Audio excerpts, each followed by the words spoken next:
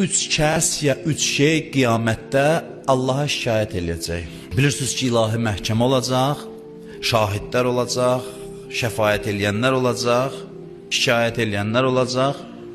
Böyük bir məhkəmə bizi qarşıda gözləyir. Qiyamət məhkəməsi. O məhkəmədə buyurur, üç şey şikayət eləyəcək bizdən. Bir, o məscidlər ki, onun yanından yaşayıb cəmaat gedib namaz qılmırdı orada. Məscid şikayət eləyəcək.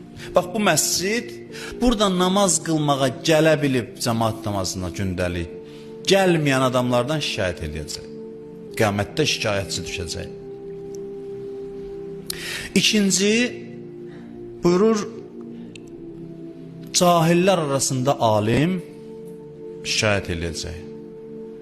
Üçüncü buyurur, Quran ki, onu oxumurlar, toz basıb qalıb, ondan bəhrələnən yoxdur, o şikayət eləyəcək qiyamətdə. Üç şey şikayət eləyəcək.